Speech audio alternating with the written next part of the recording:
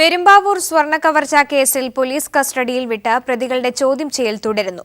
സ്വർണ്ണ കവർച്ച തീവ്രവാദ പ്രവർത്തനത്തിന് ധനസമാഹരണം നടത്താനായിരുന്നോ എന്ന് ചോദ്യം ചെയ്യലിൽ അറിയാനാകുമെന്നാണ് പോലീസ് കരുതുന്നത്. കൂടാതെ മറ്റ് പ്രതികളെക്കുറിച്ച് നിർണായക വിവരങ്ങൾ പോലീസിന് ലഭിച്ചിട്ടുണ്ടെന്നാണ് സൂചന. കേസിൽ 14 പ്രതികളുണ്ടെന്നാണ് പോലീസ് നിഗമനം. പെരുമ്പാവൂർ പാറപ്പുറം പാളിപ്പറമ്പിൽ സിദ്ദിഖിന്റെ വീട്ടിൽ വിജിലൻസ് ചമഞ്ഞ് സ്വർണം കവർച്ച ചെയ്ത കേസിൽ 3 പേരുടെ അറസ്റ്റ് രേഖപ്പെടുത്തിയിരുന്നു.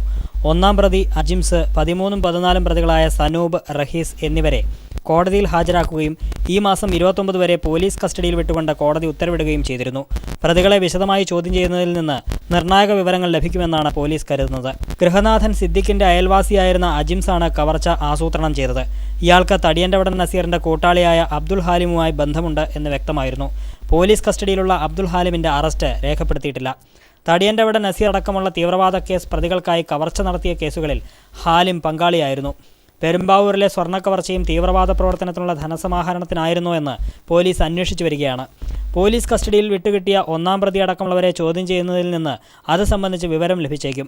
കേസിൽ മൊത്തം 14 പ്രതികളുണ്ടെന്നാണ് പോലീസിന്റെ കണ്ടെത്തൽ. ഒന്നാം പ്രതിയുടെ വീട് പരിശോധിക്കവേ ഇവിടെ നിന്നും മാരകായുധങ്ങൾ പിടികൂടിയിരുന്നു. അബ്ദുൽ ഹാലിമിന്റെ അറസ്റ്റ് രേഖപ്പെടുത്തുന്നതോടെ പ്രതികൾക്കെതിരെ UAPA ചുമത്തുമെന്നും സൂചനയുണ്ട്.